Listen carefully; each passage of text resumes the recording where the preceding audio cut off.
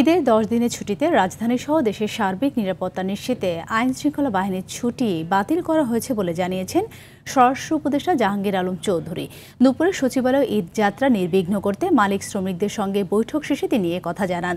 যাত্রী বেশে ডাকাতি ঠেকাতে পদক্ষেপের পাশাপাশি অতিরিক্ত ভাড়া আদায়ের বিরুদ্ধেও ব্যবস্থা নেওয়ার নির্দেশ দেন স্বরাষ্ট্র উপদেষ্টা।